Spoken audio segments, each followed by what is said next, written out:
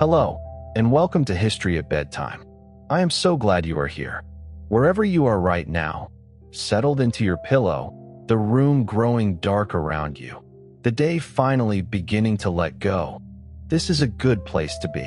You do not need to do anything else tonight.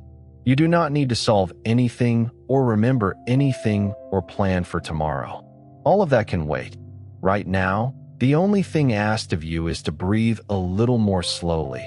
Let your shoulders soften and allow your mind to drift gently into the past. Tonight, we are going somewhere extraordinary. We are going to follow one of the most remarkable human beings who ever lived, a young man from a small kingdom in northern Greece who, before he turned 33, had crossed deserts and mountains and rivers and seas, had founded cities across 3 continents, had stood at the edge of the world as he understood it and looked further still. His name was Alexander. History would call him Alexander the Great. And the world he left behind, the world that grew up in the space his short life created, would shape civilization for centuries after he was gone. But this is not only a story about battles. It is a story about what happens when one man's restless, burning curiosity about the world collides with the possibilities of power. It is a story about the blending of cultures, the spread of ideas, the birth of new cities and new kinds of thinking. It is a story about libraries and philosophers and merchant ships and marble temples. About a boy who was taught by one of the greatest minds in history and grew up to teach the world something it had never quite understood before, that the East and the West could meet, could mingle, could become something genuinely new together. It is a story that begins in a small palace in Macedonia, in a room where a father and a son were beginning to understand each other and themselves. And it ends, as all great stories do, with questions about what was gained, what was lost, and what quietly endures. So find your rest, let your breathing slow, and let tonight's journey carry you gently into one of the most extraordinary stories the ancient world has to offer. If these slow journeys through history help you unwind, you are always welcome to like and subscribe to History at Bedtime. It helps others find their way here too, one quiet evening at a time. Now let us begin. Macedonia, in the 4th century before the Common Era, was considered by the great city-states of southern Greece to be a somewhat rough and peripheral place. Athens, Sparta, Corinth, these were the centers of Greek civilization as it understood itself, with their philosophers and their theaters and their democratic assemblies and their long traditions of art and learning. Macedonia, by contrast, was a kingdom rather than a city-state, ruled by a monarchy in a way that the Athenians found somewhat old-fashioned. The Macedonians spoke a dialect that other Greeks sometimes struggled to fully understand. They hunted and drank and governed in ways that seemed, to southern Greek eyes, a little less refined. To understand Alexander, it helps to linger for a while in Macedonia before he appeared. Macedonia was not merely a rough northern cousin of Greece. It was a frontier kingdom pressed between mountains, rivers, forests, rival tribes, Greek cities, and older powers that had been fighting for influence long before Alexander was born. Its kings did not rule in a calm marble world. They ruled through personal loyalty, negotiation with noble families, arranged marriages, military success, and constant watchfulness. A weak king could be challenged by relatives. A defeated king could lose not only a battle, but the confidence of the men whose support kept him on the throne. That atmosphere shaped Philip too before it shaped Alexander. Philip had spent part of his youth as a hostage in Thebes, at a time when Thebes was one of the strongest military powers in Greece. There he observed Greek politics from close range and learned from some of the best soldiers of the age. When he later returned to Macedonia and became king, he did not simply inherit power. He rebuilt it. He reorganized the army, strengthened the monarchy, subdued rivals, and turned Macedonia into a state that could do what the southern Greek city-states had often failed to do: act with unity and persistence. The Macedonian army that Alexander would later lead into Asia was, in many ways, Philip's creation. Philip lengthened the infantry spear into the sarissa, drilled his soldiers into disciplined formations, developed a powerful cavalry arm, and combined different kinds of troops into one flexible system. He also understood that war was not only about courage. It was about roads, supply, siege machines, money, timing, and political messaging. He married strategically. He rewarded loyal men generously. He made defeated enemies useful when he could. And he learned how to present Macedonian dominance not as mere conquest, but as leadership of a larger Greek cause. In the southern Greek cities, Philip's rise provoked fear, admiration, resentment, and calculation. Athens, in particular, struggled to understand the new reality. Its orator Demosthenes warned again and again that Philip was not just another northern king, but a danger to Greek freedom. Others believed cooperation with Macedonia was the only practical choice after decades of Greek city-states exhausting one another in wars. The old world of independent cities, each jealous of its own honor, was giving way to something larger and more centralized. Some saw this as decline. Others saw it as necessary. Alexander grew up in the middle of that transition. The Battle of Chaeronea in 338 before the Common Era made the transition unmistakable. Philip's Macedonian army defeated a coalition led by Athens and Thebes. Alexander, still a teenager, commanded the companion cavalry on one wing and helped break the famous Sacred Band of Thebes, an elite unit whose courage had once been legendary across Greece. It was one of Alexander's first public demonstrations of battlefield nerve. It also placed him inside the larger drama of Greek history, the end of the city-state as the dominant form of power and the beginning of a wider Macedonian-led order. After Chaeronea, Philip created the League of Corinth, presenting himself as the leader of a united Greek campaign of revenge against Persia. That language mattered. The Persians had burned temples in Greece during their earlier invasions. Greek memory had never forgotten it. Philip's plan gave Macedonian power a heroic, pan-Hellenic purpose. He was not merely ruling Greece, he suggested. He was leading Greece against its ancient enemy. It was a brilliant political frame, and Alexander inherited it fully formed. When he crossed into Asia, he was following his father's plan, but also stepping into a story that the Greek world had been telling itself for generations. And yet Macedonia produced, in the span of a single generation, two of the most consequential figures in ancient history. First, Philip II, the father, who transformed Macedonia from a struggling kingdom on the margins into the dominant military power in the Greek world, unifying the squabbling city-states under his leadership and laying the groundwork for everything that followed.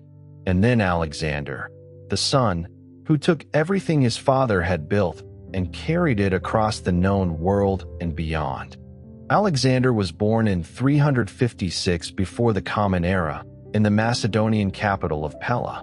His mother was Olympias, a princess from the neighboring kingdom of Epirus, a woman of fierce intelligence and fierce devotion to her son, who would later claim that Alexander's true father was not Philip but the god Zeus himself. Whether or not she believed this literally, the story reflects something real about how she raised him, with an absolute conviction of his special destiny, a certainty that he was meant for something beyond the ordinary. Alexander absorbed this belief early and never entirely let it go. The Macedonian court into which Alexander was born was intimate, dangerous, and theatrical. Kingship there was performed in public, at hunts, feasts, sacrifices, military assemblies, weddings, and funerals. Noblemen expected access to the king. They drank with him, fought beside him, argued with him, and measured his strength constantly. A Macedonian king had to be visible and impressive. He had to give gifts, hear petitions, lead from the front, endure hardship, and appear larger than the men around him without becoming so distant that they no longer felt he was one of them. Alexander learned this world early. He watched his father command soldiers, negotiate alliances, celebrate victories, and survive conspiracies. He also watched the tensions inside the royal household. Philip had multiple wives, as Macedonian kings often did for political reasons, and each marriage created circles of loyalty and resentment. Olympias, Alexander's mother, was proud, powerful, and deeply aware that her son's position could be threatened. She seems to have filled Alexander with stories of divine descent, heroic ancestry, and the special role he was meant to play. These stories were not simply motherly flattery. In the ancient world, ancestry and destiny could be political weapons. Alexander's childhood therefore joined two forces that do not always sit easily together: rigorous practical training and a sense of almost supernatural calling. He learned to ride, hunt, command, and fight. But he also learned to think of himself in relation to gods and heroes. He belonged, by claim and imagination, to the line of Achilles through his mother and to Heracles through his father. To us, these genealogies may sound like legend. To him, and to the world around him, they formed part of identity. They gave ambition a sacred language. This combination helps explain why Alexander could be both intensely practical and dangerously absolute. He noticed the fear in Bucephalus and solved it with careful attention. He planned sieges with patient engineering. He studied geography and supply. Yet he also believed that signs, omens, dreams, heroes, and gods had something to say about his life. He could be rational and mythic at the same time. Many ancient people were. The boundary between strategy and destiny was not as sharply drawn as it might be for us. His father Philip gave his son the kind of training appropriate for a young Macedonian nobleman: horsemanship, weapons, the arts of war. Alexander was a gifted athlete, fast and strong, and naturally competitive. A famous story tells that when a magnificent horse was brought to the Macedonian court, a beautiful, terrifying animal that no one could control, that reared and kicked and sent every trainer away, the young Alexander noticed something the others had missed. The horse was frightened by its own shadow. He turned the animal gently to face the sun, spoke to it quietly, and mounted it without difficulty. Philip, watching, is said to have wept, not from sadness, but from a sudden understanding of how much larger than Macedonia his son was going to be. The horse was named Bucephalus, the ox head, and Alexander would ride him across 3 continents for the rest of the animal's long life. But Philip also gave his son something rarer and more precious than horsemanship. When Alexander was 13 years old, Philip hired Aristotle to be his tutor. Let that fact rest in the mind for a moment. The greatest philosopher of the ancient world, a man whose writings on logic, biology, politics, ethics, and the nature of knowledge itself would define the intellectual tradition of Western civilization for nearly 2,000 years, came to a quiet garden in Macedonia to teach a teenage boy. And the boy was hungry to learn everything Aristotle could give him. For 3 years, Alexander studied with Aristotle in the gardens of Mysa, a small estate set up as their school. The young prince and a group of his companions, boys who would grow up to become Alexander's generals and governors, sat in the shade of colonnades and discussed philosophy and science, rhetoric and medicine, geography and politics. Aristotle instilled in Alexander not just a body of knowledge, but a habit of mind, a desire to understand the world through careful observation, a love of inquiry, a belief that the natural world was worthy of patient attention. Alexander would carry this habit with him across the decades of his campaigns, bringing along scientists and surveyors to record what they encountered. He sent plant specimens back to Aristotle from Asia. He was genuinely curious about the peoples and places he moved through, not merely interested in subduing them. The circle of boys educated with Alexander at Mysa would become almost as important as Alexander himself. Hephaestion, Ptolemy, Perdiccas, Seleucus, Cassander, and others belonged to the generation that would march with him, govern for him, quarrel with him, and after his death divide his world. In youth they studied together. In adulthood they rode through deserts and mountains together. Later, some would become kings. It is strange to imagine them as boys in a shaded Macedonian garden, listening to Aristotle speak, when history was already preparing to place enormous weight on their shoulders. Aristotle's teaching probably did not turn Alexander into a philosopher king in any simple way. Alexander's later life was too violent, too impulsive, too driven by glory for that neat image. But Aristotle did give him a larger horizon. He taught him to admire Greek literature, especially Homer.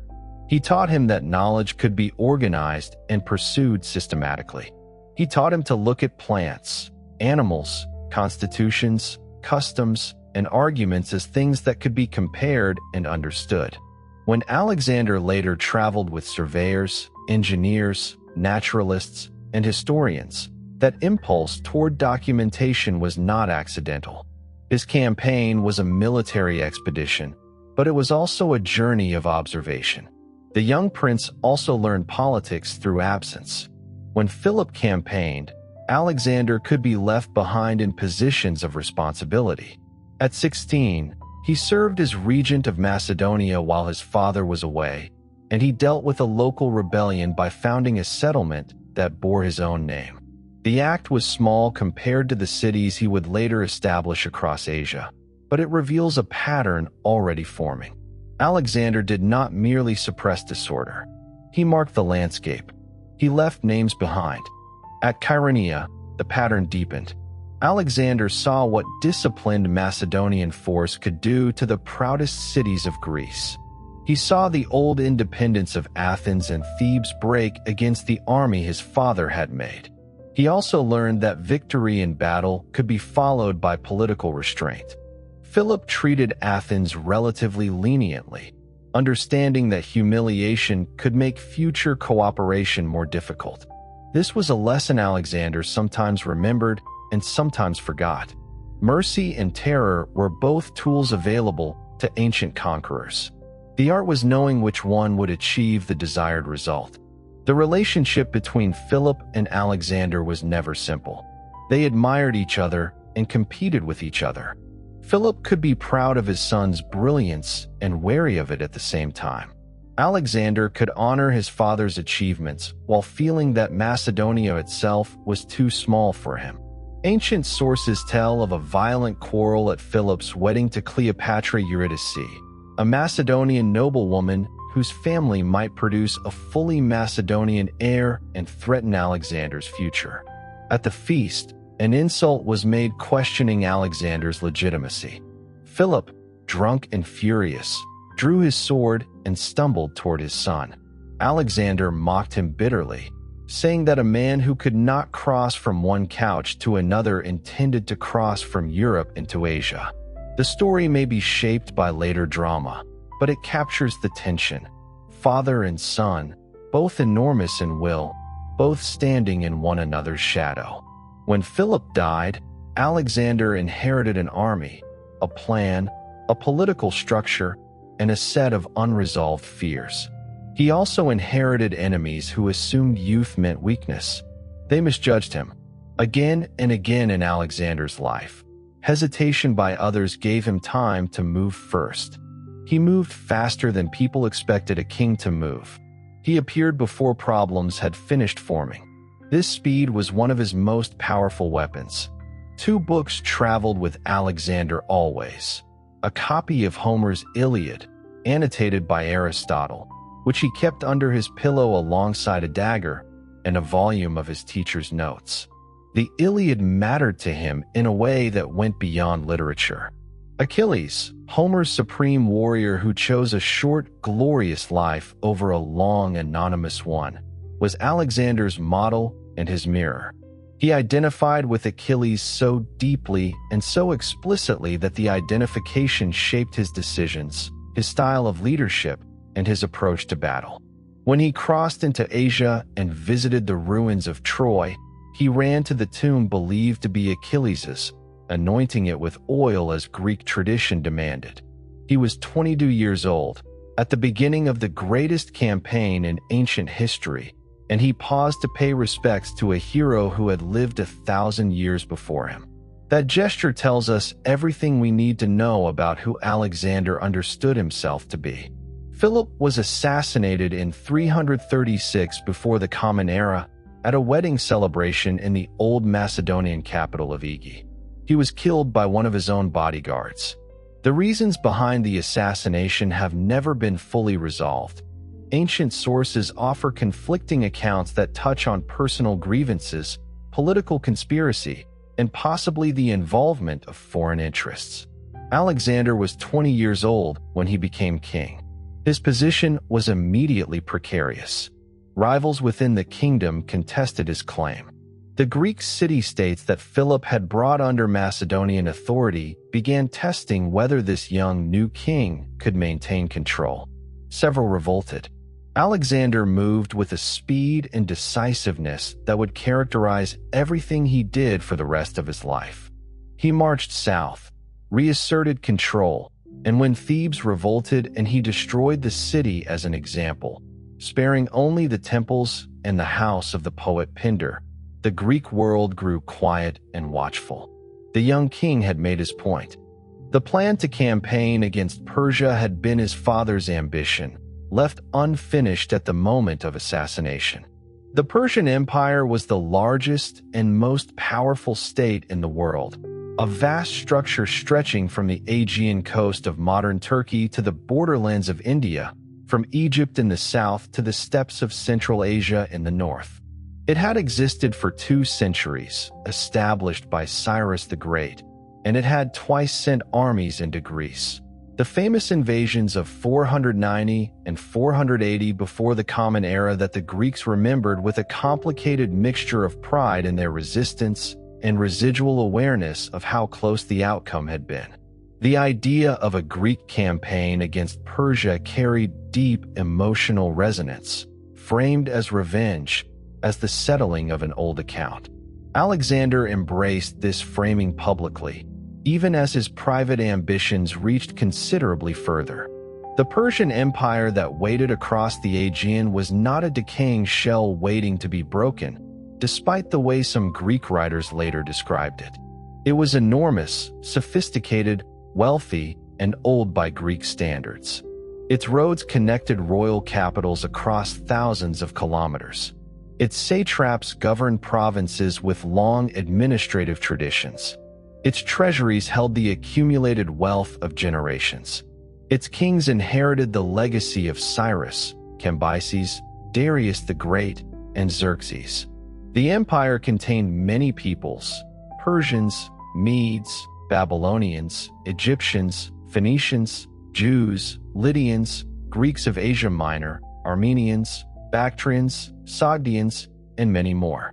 To rule Persia was to manage variety on a scale no Greek city had ever attempted. That variety was one of Persia's strengths. Local traditions could continue. Temples could keep their cults. Native elites could serve the imperial system. Aramaic functioned as an administrative language across wide regions. Royal roads and relay stations allowed messages to move with impressive speed. The famous royal road from Sardis to Susa carried officials, couriers, merchants, and news across the empire. Greek observers sometimes portrayed Persia as soft or luxurious, but this was partly prejudice. A state that could endure for 2 centuries across such distances was not weak by nature. Darius III, the king Alexander would defeat, was not the foolish coward of later caricature. He had come to the throne in difficult circumstances after court murders and instability. He faced a Macedonian invasion at a time when parts of the empire were already unsettled. His strategic problem was immense. Alexander's army was smaller but highly trained, personally led, and hardened by years of Macedonian reforms.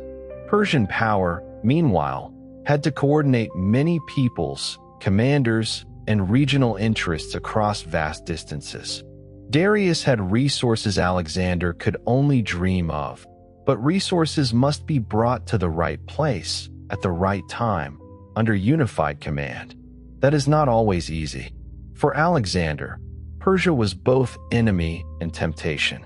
It was the old invader of Greece, the empire whose defeat could be framed as justice. But it was also a model of world rule.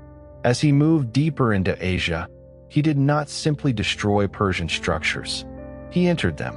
He used satrapies. He took over treasuries. He kept many local officials in place when it suited him. He learned that conquering an empire and governing one were very different tasks. Victory at the edge of a river could open a gate. It could not, by itself, keep that gate open forever. The Greek soldiers who crossed with him may have imagined revenge. Alexander imagined more.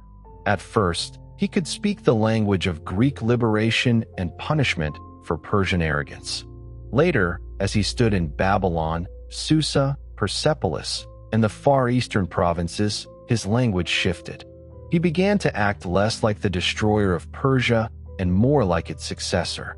This shift would become the heart of the conflict between Alexander and some of his Macedonian companions. They had crossed into Asia to defeat the great king.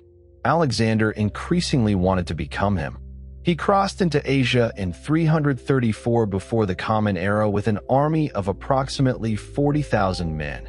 Macedonian infantry and cavalry, Greek allied forces, engineers, surveyors, historians, and various specialists. The Macedonian military machine his father had built was a formidable instrument. The infantry fought in a formation called the phalanx, using extraordinarily long spears called sarissas, pikes approximately 5 to 7 meters in length that, when held by trained soldiers in tight formation, created an overlapping wall of spear points that was exceptionally difficult to assault from the front. The cavalry, led in battle by Alexander himself, typically operated on the flanks, waiting for the moment when the steady pressure of the phalanx created a gap in the enemy line, then driving through it with devastating force. The combination was, when executed properly, a military system of remarkable effectiveness. An army on campaign is a moving city. It eats constantly, drinks constantly, needs shoes, pack animals, spare weapons, medical care, interpreters, scouts, guides, siege timber, river crossings, and safe routes. Every romantic image of Alexander galloping ahead of his cavalry rests on a less glamorous foundation. Grain measured out by officials, animals loaded before dawn, blacksmiths repairing equipment, physicians cleaning wounds, and engineers deciding how to cross the next obstacle. The Macedonian army was exceptional because it combined discipline with flexibility. The phalanx was powerful, but it was not the whole army. Light infantry screened movement. Archers and javelin throwers disrupted enemy formations. Cavalry protected the flanks and struck at decisive moments. Engineers built siege machines and bridges. The companion cavalry, drawn from Macedonian nobility, had a special relationship with Alexander. They did not merely serve him from a distance. They rode beside him, saw him risk his life, and expected to share in his glory. Their loyalty was personal, and that gave the army tremendous energy. It also made later tensions more painful, because men who had followed him from youth felt entitled to speak as companions, not subjects. The army also carried Greek allies and mercenaries whose loyalty could be more complicated. Some were bound by the League of Corinth. Some came for pay. Some may have had little love for Macedonian supremacy, but much interest in Persian wealth. Alexander had to hold together a coalition of men with different motives. He did it through victory, charisma, reward, and speed. So long as the army was winning, moving, and being paid, its internal contradictions could be managed. Siege warfare was especially important in Alexander's success. Popular memory often focuses on his open battles, the dramatic cavalry charges at Granicus, Issus, and Gaugamela. But his empire was also built by engineers. Cities do not fall simply because a king wishes them to. Walls must be approached, undermined, scaled, battered, starved, or bypassed. Siege towers had to be assembled. Catapults had to be positioned. Mines had to be dug. Harbors had to be blocked. Alexander inherited from Philip a respect for siegecraft, and he used it relentlessly.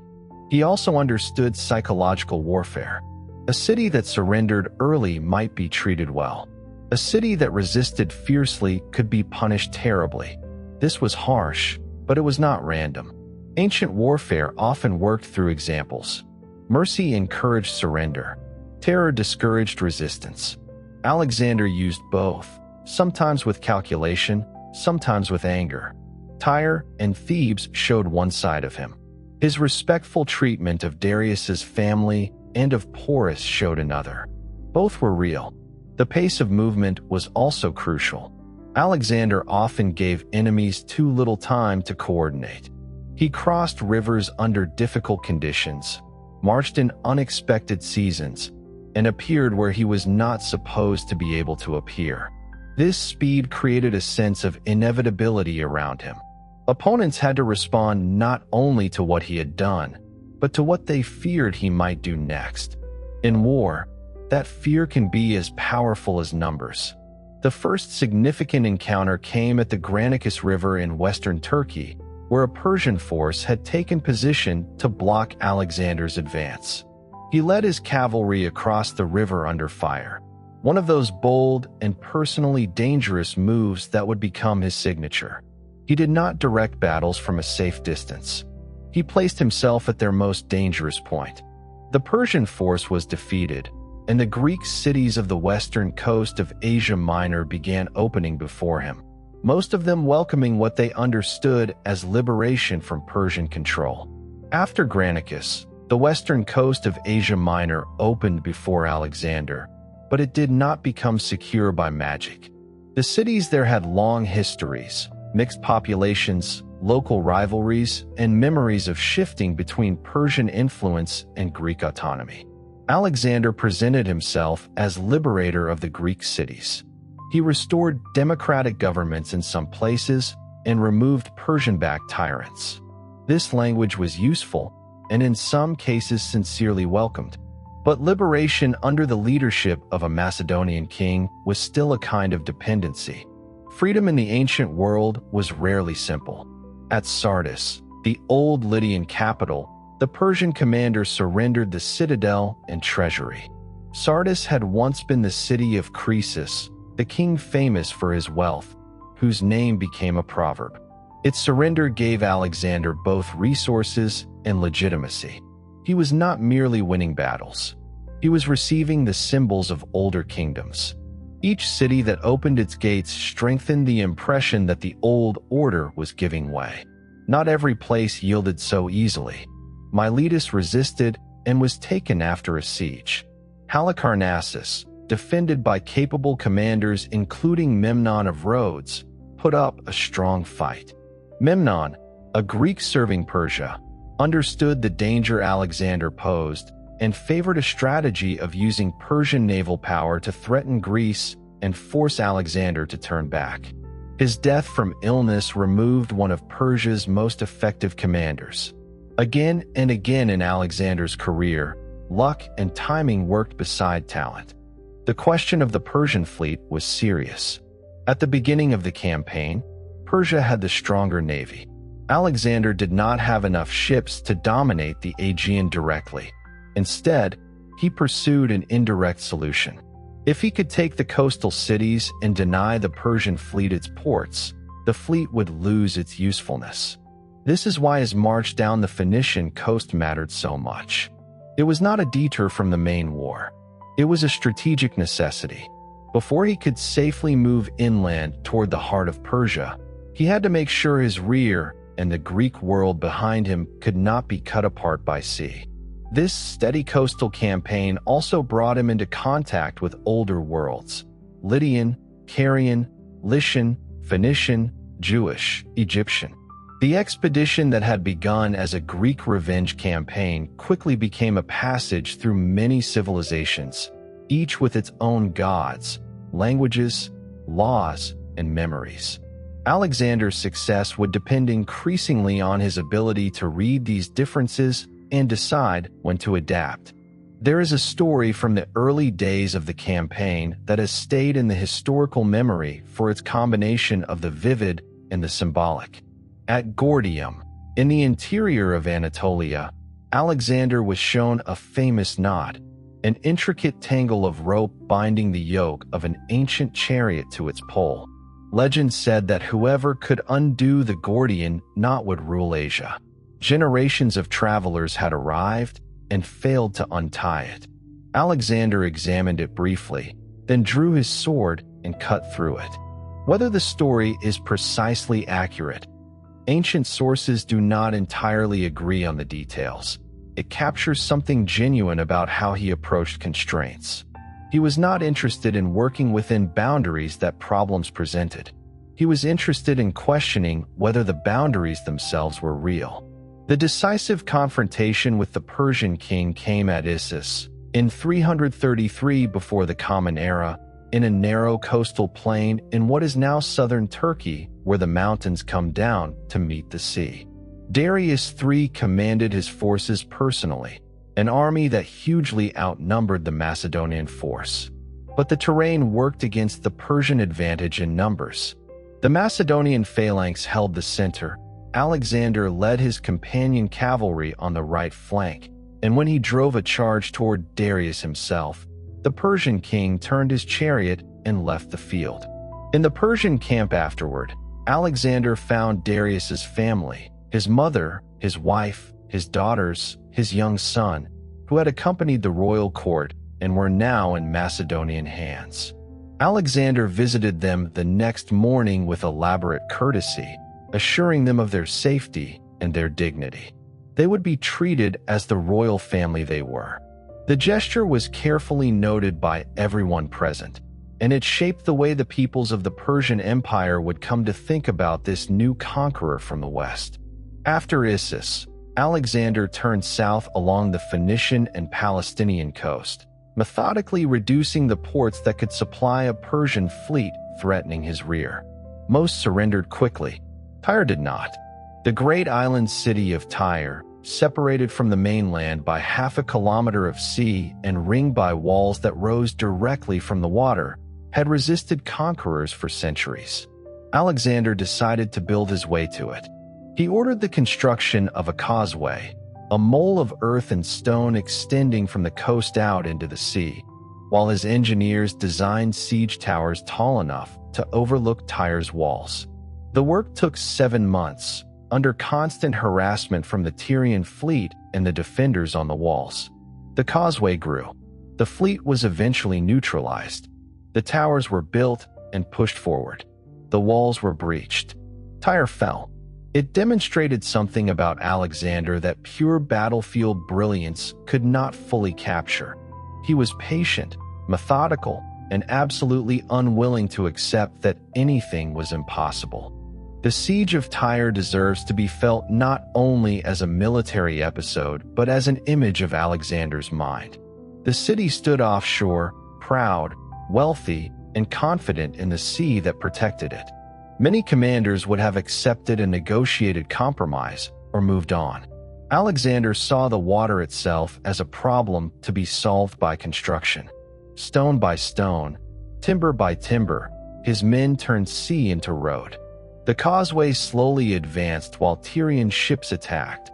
Divers tried to sabotage the work, and defenders launched missiles from the walls. The labor must have been exhausting. Men hauled rubble into the water under sun and attack. Engineers built massive towers covered with hides to resist fire. Ships were gathered from cities that had surrendered. When the balance at sea shifted, Tyre's isolation began to fail. By the time the final assault came, the siege had become more than a tactical problem. It had become a contest of will.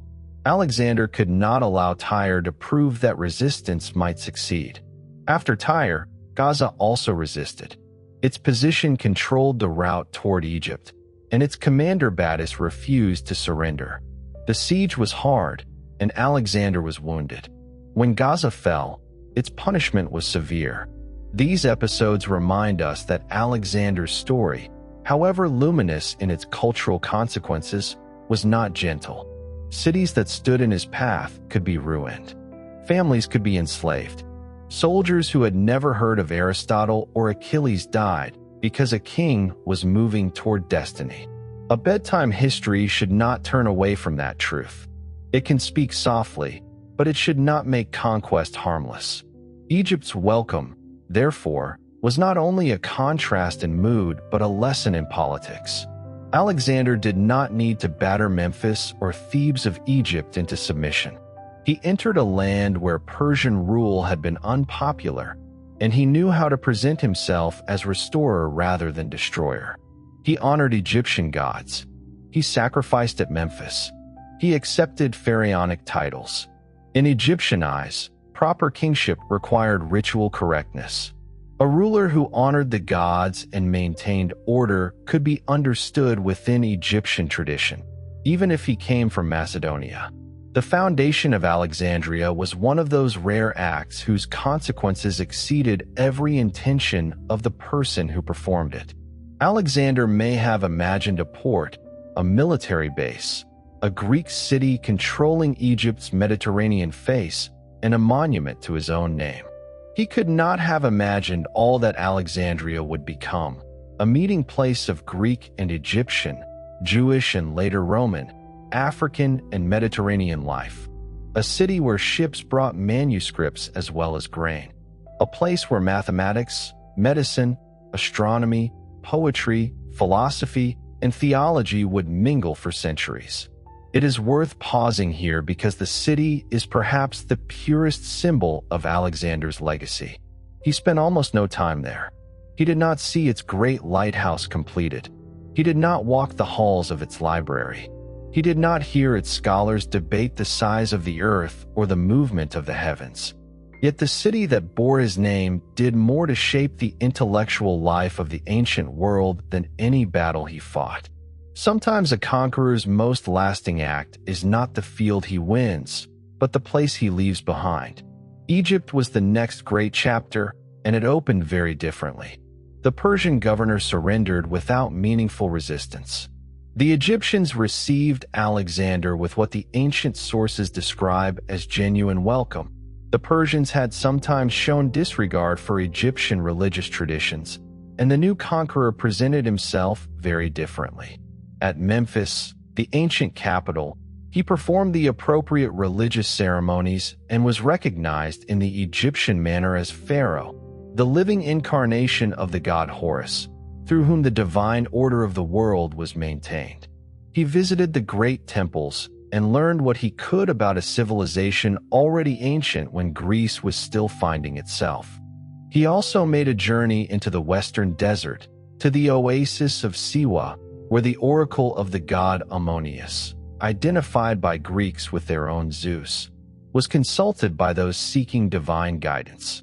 The journey was logistically difficult, the route through the desert treacherous. What the oracle told him in private, Alexander kept largely to himself. He wrote to his mother Olympias that he would reveal it to her alone when he returned. He never returned to Macedonia. The letter, if it was written, has not survived. Ancient sources suggest the oracle confirmed what Olympias had always told him, that he was the son of a god. Whether Alexander believed this literally, used it politically, or experienced something more complicated and more private at that desert sanctuary, no one can say with certainty. What is clear is that he emerged from Siwa with something settled in his sense of himself and his mission.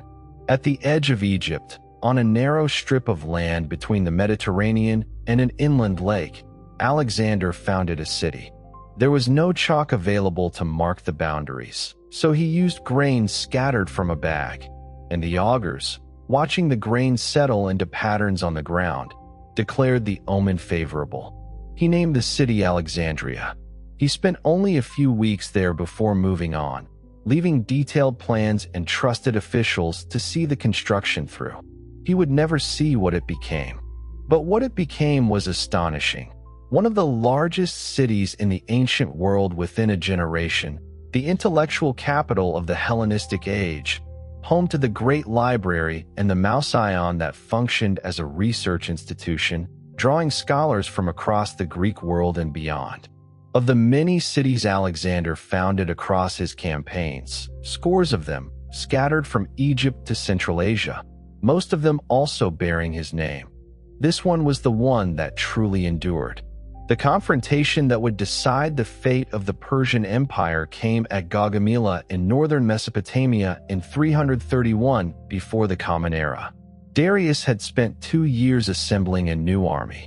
He had chosen a broad, open plain, had it leveled to facilitate the movement of his forces, and prepared a force that included scythed chariots designed to devastate infantry formations, and war elephants brought from India. He outnumbered the Macedonians significantly. Alexander's generals were anxious enough on the night before the battle that they urged a night attack to equalize the odds. Alexander declined, reportedly saying that he would not steal a victory. Then he apparently slept soundly while his commanders lay awake. The battle was one of the most carefully managed in the ancient world. The scythed chariots were neutralized by opening gaps in the Macedonian line to let them through harmlessly. The Persian line stretched wide to outflank Alexander's smaller force, creating thinning at its center. Alexander, watching the Persian line shift and stretch, identified the moment, a gap opening, and led his companion cavalry in a direct charge at the Persian king. Darius again turned and fled. With their king gone, the vast army lost its coherence. Gaugamela was not merely a battle. It was the decisive end of an empire that had ruled the Eastern world for 2 centuries. Babylon opened its gates after Gaugamela, and Alexander entered one of the oldest and most famous cities on earth. To a Macedonian raised on Greek stories, Babylon must have seemed almost unreal. Enormous walls, temples, canals, palaces, and a history stretching back far beyond the age of Homer. The city had been the center of empires before Persia, before Greece's classical age, before many of the political forms Alexander knew had even taken shape. He sacrificed to the local god Marduk and allowed traditional religious life to continue. This was not only tolerance, it was intelligence. To rule Babylon, he had to respect Babylon. At Susa, he took possession of another treasury and another royal center. At Persepolis, he entered the ceremonial heart of Persian kingship. At Pasargadae, he visited the tomb of Cyrus the Great, the founder of the Persian Empire. The tomb was simple compared with the palaces of later kings, and that simplicity carried its own authority. Cyrus had been remembered not only as conqueror, but as lawgiver and founder, a king who knew how to govern diversity. Alexander seems to have admired him. Later, when he learned that Cyrus's tomb had been violated, he ordered it restored and punished those responsible. It is another small but telling detail. Alexander did not only want to defeat the Persian past, he wanted to inherit its grandeur. Governing the empire required decisions that his Macedonian soldiers did not always understand. He could not replace every Persian official with a Macedonian. There were not enough Macedonians, and many lacked knowledge of local languages, customs, tax systems, and geography. So Alexander kept many satraps in place, appointed some Macedonians to supervise finances or military matters, and experimented constantly with combinations of old and new authority. This pragmatism could look, to his companions, like softness toward the conquered. To Alexander, it was the only possible way to rule a world so large. Money also changed everything. The Persian treasuries released enormous quantities of silver and gold into circulation. Soldiers were paid. Debts could be canceled. Cities could be founded. Mercenaries could be hired. Coins bearing Alexander's types spread across regions that had previously used many different local currencies. The image of Heracles on one side and Zeus enthroned on the other became familiar across the eastern Mediterranean and beyond. Money, like language, became part of the connective tissue of the new world. Yet wealth did not make rule easy. The further Alexander moved, the more the empire stretched behind him like a long cord. Messages took time. Governors made decisions in his absence. Local populations tested new arrangements. Macedonian veterans wondered when the campaign would end. Persian nobles watched to see whether this young king could really become their king. Every victory gave Alexander more territory, but also more problems. This is one of the paradoxes of conquest.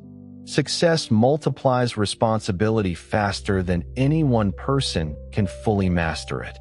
Alexander walked into Persepolis in January of 330 before the Common Era. What he found there exceeded the imaginations of his companions. The treasuries contained gold and silver in quantities that required thousands of mules and camels to transport. The palaces were vast, many-column structures of extraordinary sophistication, their walls covered in relief carvings showing the subject peoples of the empire bringing tribute in orderly procession to the Persian king. The great audience hall, the Apadana, where kings had received ambassadors from 100 nations, still stood with its forest of tall columns reaching toward the sky. Alexander moved through these spaces as their new occupant. Some months later, the great palace complex burned. The burning of Persepolis remains one of the most debated episodes in Alexander's career. Some ancient sources suggest it was a deliberate political act, a calculated message that the old Persian order was finished. Others suggest it happened in the course of a celebration, possibly at the suggestion of an Athenian woman who proposed that Greece's old debt to Persia be settled in fire. Whatever the full truth, the great complex burned. Some of its columns still stand in the plain of Fars in modern Iran, scorched at their bases, a memory in stone of that night nearly 2,500 years ago. Darius did not long survive his defeats. Fleeing east with the remnants of his court, he was murdered by one of his own provincial governors, a man named Bessus who hoped to take up leadership of Persian resistance. When Alexander found the body of Darius, abandoned in a wagon on a dusty road, he covered it with his own cloak and ordered that the Persian king receive full royal burial in the traditional manner. By honoring Darius as a king, Alexander positioned himself as the legitimate heir to the Persian throne, not a foreign conqueror who had overthrown a dynasty, but the rightful successor within the Persian royal tradition. It was a political statement made through a funeral, one of the quieter forms of power. The pursuit of Bessus took Alexander into landscapes that were not simply distant, but politically unfamiliar. Bactria and Sogdia were frontier regions of the Persian world, places where imperial authority had always depended on negotiation with local nobles, fortresses, and mobile communities. The people there knew the terrain better than any invading army could. They could disappear into mountains, strike supply lines, retreat across rivers, and force Alexander to fight a kind of war that gave him fewer chances for one magnificent decisive battle. One of the most formidable figures of this resistance was Spitamenes, a Sogdian leader who used speed, ambush, and local knowledge to frustrate Macedonian forces. He attacked garrisons, drew detachments into traps, and kept rebellion alive even after Bessus was gone. Alexander responded with a mixture of brutality and adaptation. He founded new cities and military colonies to secure the region. He recruited local cavalry. He learned to divide his forces into mobile columns better suited to the terrain. The war in Central Asia was not a heroic sweep. It was exhausting, irregular, and morally hard. The capture of the Sogdian Rock became one of the legendary episodes of this period. A fortress stood high above the surrounding land, thought impossible to take. Its defenders supposedly mocked Alexander, saying he would need soldiers with wings. Alexander offered a reward to volunteers who could climb the cliffs at night. Using tent pegs and lines, a group of men made the ascent, though some fell to their deaths in the darkness. At dawn, the defenders looked up and saw Macedonians above them. The impossible had happened, or at least enough of it had happened to break their confidence. The fortress surrendered. Among those captured, according to tradition, was Roxanne. The story of Roxanne is often told romantically, and perhaps there was romance in it. But it also belongs to the politics of the frontier. Marriage to a local noblewoman helped bind Alexander to the aristocracy of a resistant region. It signaled that he did not intend merely to pass through. He intended to join the ruling worlds he encountered. To Macedonian eyes, this was unsettling. To local elites, it could be reassuring or threatening, depending on their position. To Alexander, it was another step toward the mixed empire he increasingly imagined. During these same years, darker shadows gathered. The conspiracy of Philotas, the execution of Philotas and then his father Parmenion, one of Philip's old generals, revealed the fear at the heart of Alexander's court. Whether Philotas was truly guilty or simply careless and politically vulnerable, his death removed an important Macedonian noble. Parmenion, far away and in command of crucial forces, was killed before he could react. Alexander could be generous, but he could also be ruthless when he believed his security was at stake. The old companions of Philip must have understood then that the young king had become something very different from the prince they had once known. Bessus fled east into Bactria and Sogdia, the lands of modern Afghanistan and Uzbekistan and Tajikistan, and Alexander followed. What followed was 3 years of the most difficult campaigning of his entire career. The terrain was brutal. High mountain ranges, deep river valleys cut into rock, vast plateaus swept by wind. The winters were savage, and the peoples of the region were skilled at mobile guerrilla resistance that the Macedonian phalanx's strengths could not easily address. Bessus was eventually captured through betrayal and handed over to face justice. But the resistance continued under other leaders, and Alexander found himself fighting a war utterly different from the great set-piece battles that had made his reputation. It was during these Central Asian years that the most revealing events of Alexander's character and enterprise occurred. Events that showed both the extraordinary ambition of his vision and the real human costs of how it was pursued. It was in Bactria that he met and married Roxanne. She was the daughter of a local nobleman, taken when her father's fortress fell. Alexander married her, not as a diplomatic arrangement of the kind that kings typically made, but apparently from genuine personal feeling. She was not Greek, not Macedonian, not Persian. She was from a people on the far edges of the world he had grown up in. The marriage was received with discomfort by his Macedonian companions, who saw it as a departure from proper custom. But it was entirely consistent with something becoming increasingly visible in his conduct: a genuine engagement with the peoples and cultures he was encountering, not merely a desire to dominate them. Around this same period, Alexander began adopting aspects of Persian royal ceremony into his own court. He wore Persian dress on some occasions. He surrounded himself with Persian nobles and officials. He began considering requiring the Persian court practice of proskynesis, a deep bow or prostration performed before the king, from his own companions. For Greeks and Macedonians, prostrating oneself before a living man was something done only before gods. The demand provoked fierce resistance from his Greek companions, and Alexander ultimately did not insist on it in their presence. But the attempt revealed how genuinely he was trying to create something that transcended the old categories of conqueror and conquered, an empire in which different peoples could inhabit the same world with something approaching equality. The tensions these changes created boiled over in a terrible way at a banquet in the city of Maracanda, modern Samarkand. Alexander killed Clitus the Black, his oldest companion, the man who had saved his life at the Granicus River, a man he had known and trusted since childhood, in a drunken argument that escalated beyond all control.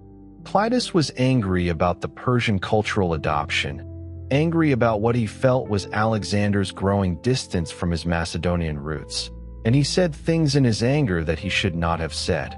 Alexander responded with violence. He killed the man who had saved his life. He locked himself in his room for 3 days afterward, refusing to eat or speak, tormented by grief and guilt that his companions found alarming in its depth. When he finally emerged, the grief remained visible in him for a long time afterward. What Clitus had said in anger and what Alexander had done in anger were both expressions of real tensions running through the heart of the enterprise. The Macedonian veterans had followed their king across the world, fighting and bleeding and burying friends in every climate from Greece to Central Asia. They had expected perhaps to return home rich and celebrated, conquerors of Persia. Instead, they found themselves in a campaign without an evident end, in a court increasingly adopting the customs of the people they had conquered, under a king who seemed more interested in becoming something new than in celebrating what they had already achieved. In 327 before the Common Era, Alexander crossed the Hindu Kush Mountains, a passage that tested the endurance of his army in bitter cold, and descended into the Indian subcontinent. The Punjab, the land of 5 rivers, was extraordinarily fertile and densely populated, its politics organized into a web of rival kingdoms and confederacies. Alexander's entry triggered both alliances and fierce resistance, and the campaigns that followed were unlike anything his army had faced before. The Battle of the Hydaspes River in 326 before the Common Era was fought against the Indian king Porus, a man of remarkable physical presence whom the ancient sources describe as both literally and figuratively a king in his bearing. Porus deployed war elephants, massive, terrifying animals that the Macedonian horses would not willingly approach, alongside infantry and chariots. The battle was fought in monsoon conditions, across a swollen, dangerous river, in rain and mud. Alexander crossed by night with a portion of his force, outflanking Porus's position. The fighting was intense and costly, but the Macedonians prevailed and Porus was captured.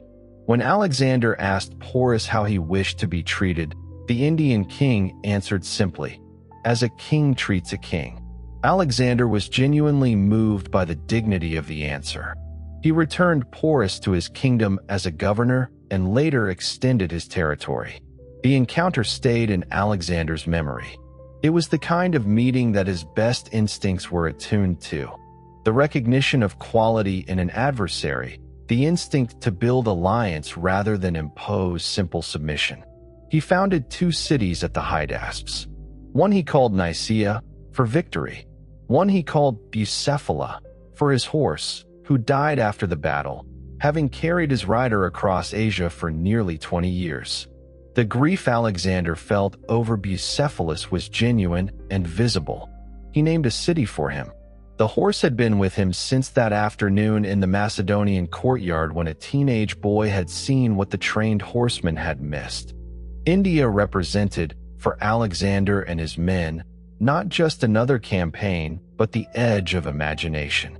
Greek knowledge of the subcontinent was partial, filled with reports from earlier travelers, Persian imperial geography, stories of immense rivers, strange animals, rich kingdoms, and peoples whose customs seemed astonishing. To march there was to move beyond the world that most Macedonian soldiers had any reason to expect they would ever see. The Punjab was not empty space waiting for him. It was a region of agriculture, cities, kingdoms, and military traditions. Rivers shaped the land as surely as the Nile shaped Egypt, though here the rivers were many, braided across a vast and fertile plain. The monsoon changed everything. Roads turned to mud, rivers swelled, equipment rotted, and men and used to such weather felt the world itself had become hostile. The Macedonian army had crossed deserts and mountains, but India offered a different kind of resistance. Heat, rain, water, distance, and the knowledge that beyond every river there seemed to be another. The elephants of Porus made a deep impression. Horses not trained to face elephants could panic. Infantrymen confronted animals that towered above them, carrying armed men and pushing through formations with terrifying weight. Yet elephants could also become dangerous to their own side if wounded or frightened. The Battle of the Hydaspes was therefore not merely a test of courage. It was a test of discipline under unfamiliar pressure. Macedonian veterans who had seen Persian chariots, Central Asian horsemen, mountain fortresses, and desert marches now faced a battlefield that seemed to belong to another world. Porus's dignity after defeat mattered because Alexander admired courage wherever he found it. This was one of his most attractive qualities. He could be merciless to those he saw as treacherous or contemptuous, but a brave enemy could become a friend. By restoring Porus, Alexander turned a defeated king into an ally and stabilized a region without needing constant occupation. It was the same pattern seen elsewhere: conquest followed by incorporation when possible.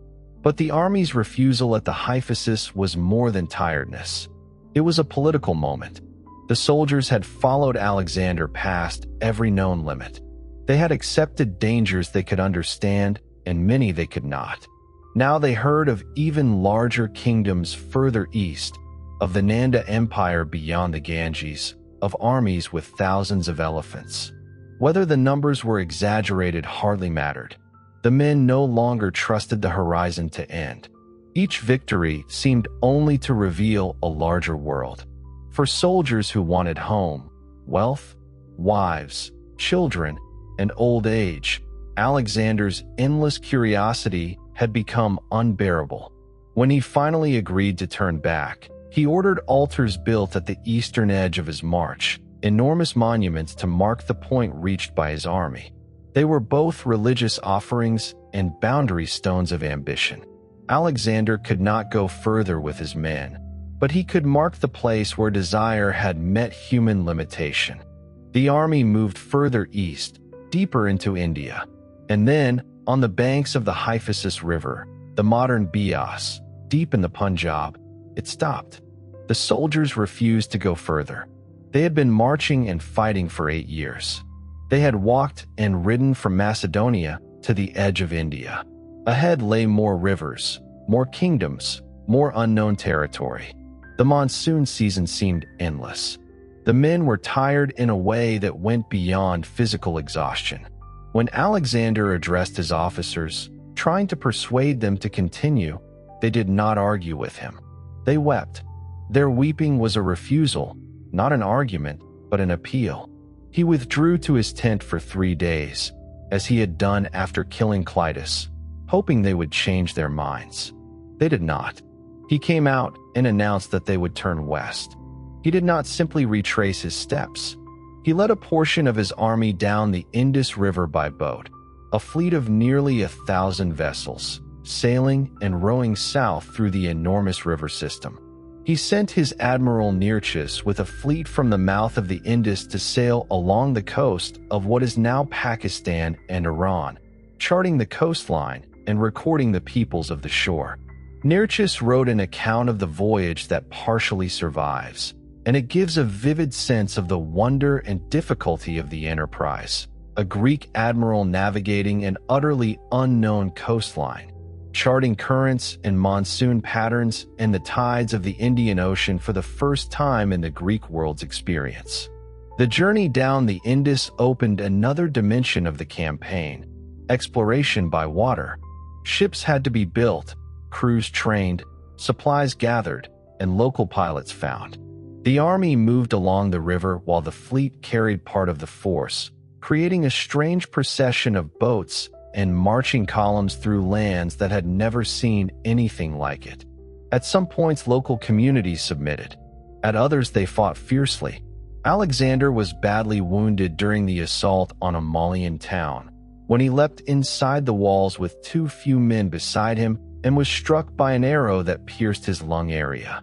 For a time, his army believed he might die. The panic that spread among the soldiers shows how completely the campaign depended on his living presence. When he survived, he showed himself to the army so they could see he was still alive. It is easy to forget how physical leadership was in this world. A king's body mattered. His wounds were political facts. The men had to see him breathing, standing, riding. Alexander's repeated exposure to danger helped create his legend, but it also wore down his body. By his final years, he carried scars from many weapons and many climates. Glory left marks. Nearchus's voyage along the coast from the Indus to the Persian Gulf was a significant achievement in its own right.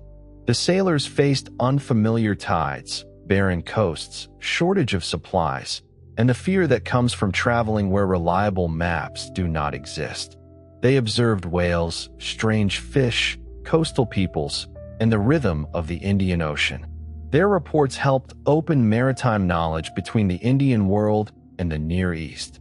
Later trade between the Red Sea, Arabia, India, and the Mediterranean would build on knowledge gathered by such voyages. Again, Alexander's campaigns were destructive, but they also produced connections. The Gadrosian Desert, by contrast, became a memory of suffering. Men and animals died from thirst. Supplies ran out or were lost. Sand, heat, and distance made command almost meaningless at times. Ancient sources tell of Alexander refusing water offered to him in a helmet because there was not enough for all his men, pouring it out instead so they could see he would not drink alone. Whether exactly true or shaped by legend, the story expresses what his leadership needed to be: shared hardship, performed visibly. But noble gestures could not bring back the dead. The desert remained one of the darkest choices of his career. When he returned to Persia, Alexander had to face what absence had done. Some officials had abused power, misused funds, or assumed he would never come back from India. He punished them. He also began thinking beyond war. Shipbuilding, harbor works, Arabian exploration, new cities, and the reorganization of the army all occupied him. He was no longer merely finishing a conquest. He was trying to shape a world system. Alexander led the main army overland through the Gadrosian Desert, the waterless, burning, pitiless desert of modern Balochistan. And it was the worst thing he did to his army in all the years of campaigning. The desert killed thousands from thirst and heat and exhaustion. Why Alexander chose this route has been debated by historians ever since. Some ancient sources suggest he was determined to accomplish something that even Cyrus the Great had reportedly failed: a transit of the Gadrosian Desert with an army. Whether this explanation is the right one, or whether it reflects a failure of judgment, remains a question with no comfortable answer. He emerged from the desert and returned to the settled world of Persia, changed and grimly diminished by the ordeal, though he never publicly acknowledged what the crossing had cost. He found that some governors left in charge during his absence had behaved badly, enriching themselves, treating subject populations harshly, apparently assuming their king was not coming back. Alexander moved to correct these abuses with decisive severity. The message was clear: the empire continued to exist and continued to have a king, even when that king was fighting at its furthest edges. In 324 before the Common Era, at Susa, Alexander organized one of the most extraordinary ceremonies in ancient history. He held a mass wedding. He himself married Statira, the eldest daughter of the dead Darius III, adding a Persian royal wife alongside his existing wife Roxanne. And approximately 90 of his senior officers and companions simultaneously married women from the Persian and Median nobility. The weddings were celebrated with equal ceremony for all couples, regardless of rank. Alexander paid the wedding expenses for every couple and gave each bride a generous dowry from the royal treasury. There were banquets lasting for days. The intent of this ceremony was transparent, but no less significant for that. Alexander was creating, through marriage, a web of personal connection between the Macedonian Greek ruling class and the Persian Iranian aristocracy. He was making it familial in a way that administrative arrangements could never achieve. The children of these marriages would belong to both worlds, speaking both languages, inheriting both cultural traditions, embodying in their persons the synthesis that Alexander had been moving toward across the years of his campaigns. Not all of these marriages lasted. Many of his officers divorced their Persian wives after his death. But the gesture itself remains one of the most significant statements of his vision for what the world he was building might become. Shortly after Susa, he announced that 30,000 young Persian men trained in Macedonian military techniques were being incorporated into the army, Persian soldiers who would fight alongside Macedonian ones, sharing the same formations and the same discipline. It provoked a serious mutiny among his Macedonian veterans at the town of Opis. They felt they were being replaced, made redundant, discarded after everything they had done. Alexander faced them with a mixture of anger and extraordinary eloquence. He spoke at length about what they had achieved together, about the transformation of Macedonia, about the distances they had traveled, about the world they had changed. The veterans wept and relented. He gave retiring soldiers generous settlements and kept his word. But the episode revealed how deep the tensions in his enterprise ran and how much remained, even after all the years of campaigning, unresolved. Babylon in Alexander's final months was filled with plans. Ambassadors came from many peoples, some from very far away. Envoys brought gifts, requests, submissions, and rumors. Ancient sources even suggest delegations came from regions beyond the old Persian world, because news of Alexander had traveled faster than his armies. Whether every embassy listed by later writers truly appeared is uncertain, but the larger point is clear. Babylon had become the center of a world suddenly aware of itself in new proportions. Alexander planned an expedition into Arabia. He ordered ships built and coastlines surveyed. Arabia was important for trade, incense, maritime routes, and the geography between the Red Sea, Persian Gulf, and Indian Ocean. He may also have considered further campaigns westward. Some ancient accounts claim he imagined conquering Carthage, Italy, Sicily, and beyond. It is difficult to know which plans were real and which grew later from the belief that Alexander could not have stopped. But his career gives little reason to think he intended a quiet retirement. He also continued reorganizing the army. The integration of Persian troops was part of a broader attempt to create forces that could hold the empire without relying entirely on aging Macedonian veterans. This was practical, but it wounded the pride of men who had given their youth to his campaigns. For them, Persian soldiers in Macedonian formations looked like replacement. For Alexander, they may have looked like the future.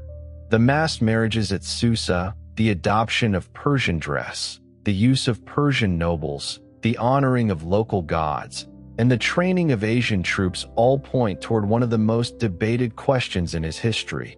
Did Alexander truly believe in a fusion of peoples, or was he simply using whatever forms of power were useful? The honest answer may be both. Ancient rulers often did not separate idealism and practicality the way modern readers might wish. A mixed ruling class could stabilize the empire. It could also satisfy Alexander's desire to be more than a Macedonian king. He wanted a world large enough for his ambition, and that required identities larger than Macedonia. His death prevented the experiment from taking stable form.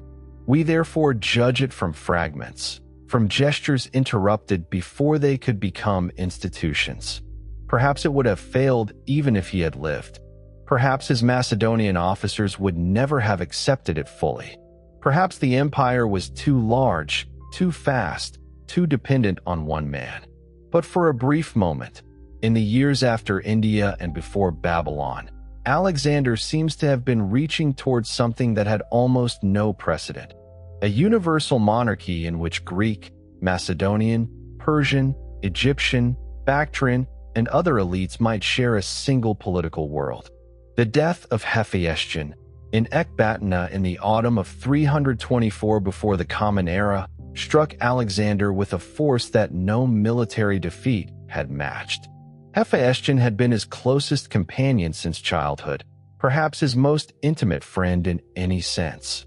He was also a capable military commander, a man whom ancient sources describe as second in Alexander's affections to no one. When Hephaestion died, probably of typhoid fever, Alexander's response was devastating and prolonged. He refused food for days. He ordered mourning throughout the empire. He had the attending doctor executed.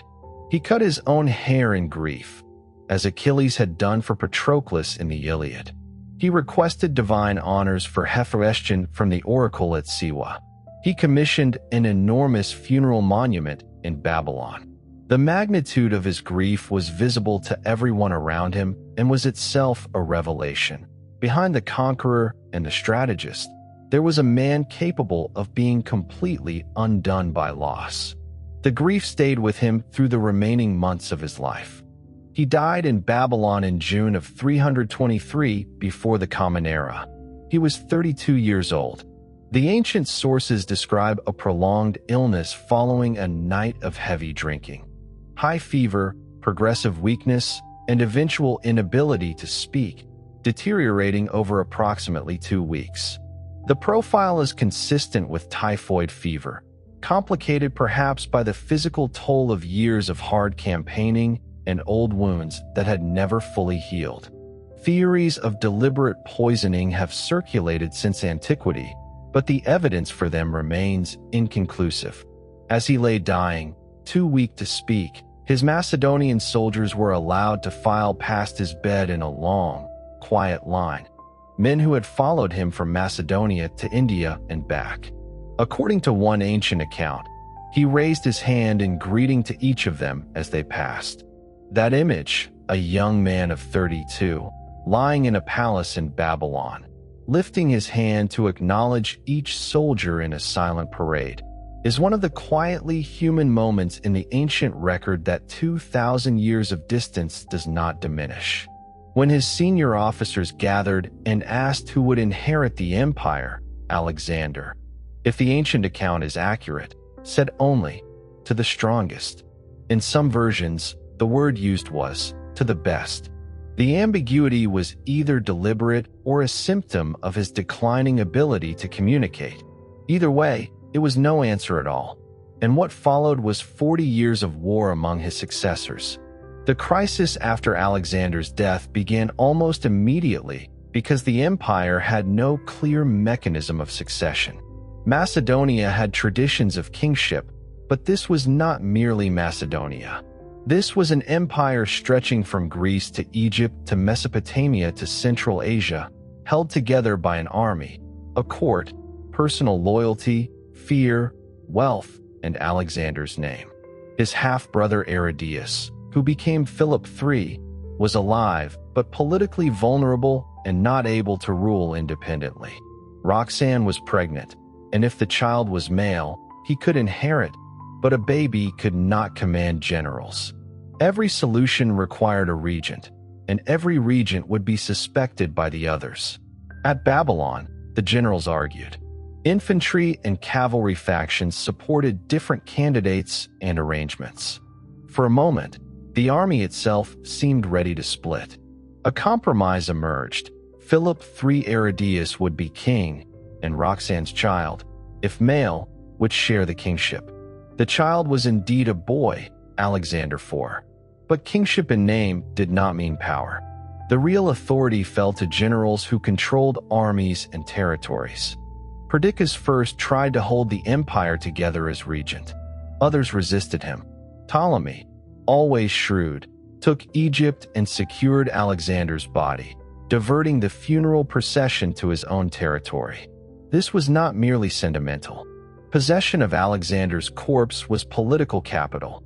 To host the body of the conqueror was to claim closeness to his legitimacy.